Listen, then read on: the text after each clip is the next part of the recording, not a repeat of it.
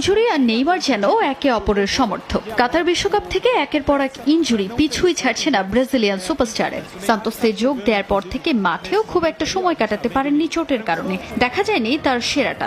লম্বা সময় পর আবারও মাঠে ফিরলেন সেলেসাও তারকা।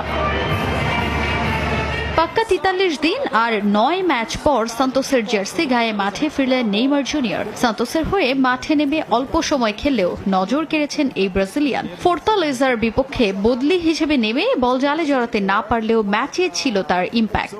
মাঠে নামার আগে সবসময়ের মতো দুই হাত তুলে প্রার্থনা করেই খেলতে নামেন তিনি। ম্যাচের ৬৭ মিনিটে সতীর্থ মিডফিল্ডার ভিক্টর হুগোর বদলি হিসেবে মাঠে নামেন নেইমার।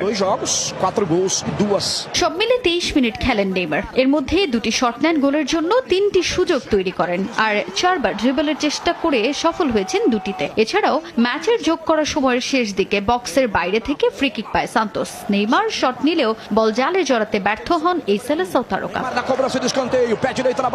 মাঠে নেমে এদিন নিখুঁত পাস আর দারুণ সব শটে নজর কাড়েন নেইমার। ব্রাজিলিয়ান সুপারস্টারের বর্তমান পারফরমেন্স বিচারে এবার হয়তো জাতীয় দলের বিবেচনায় রাখা হতে পারে তাকে। কার্লো অ্যাঞ্চেলোত্তি ব্রাজিল দলের দায়িত্ব নেয়ার পর থেকেই ভক্তরা অপেক্ষায় আছেন কবে জাতীয় দলের জার্সি গায়ে মাঠে ফিরবেন নেইমার। ইতালিয়ান মাস্টারমাইন্ডের অধীনে এখন পর্যন্ত ৬টি ম্যাচ খেলেছে ব্রাজিল, যেখানে ফিট থাকতে না পারায় এক ম্যাচেও দলে জায়গা করে নিতে পারেননি নেইমার। তার এবারের ফিটনেস আশা জাগাতেই পারে ভক্ত মনে। সামনে আছে ব্রাজিলের আফ্রিকা সফর। বিশ্বকাপের আগে চলতি বছর শেষ দুটি ম্যাচ খেলবে সেলেসাওরা। আগামী ১৫ নভেম্বর সেনেগাল ও ১৯ নভেম্বর তিউনিশিয়ার বিপক্ষে ২ ম্যাচ খেলে বছর শেষ করবে ব্রাজিল। ফুল ফিট থাকলে সেই ২ ম্যাচের জন্য নেইমারকে ডাকতে পারেন ইতালিয়ান মাস্টারমাইন্ড কার্লো অ্যাঞ্চেলোত্তি। তবে ইনজুরি প্রবণ নেইমার কতদিন ফুল ফিট থাকেন সেটাই এখন দেখার বিষয়।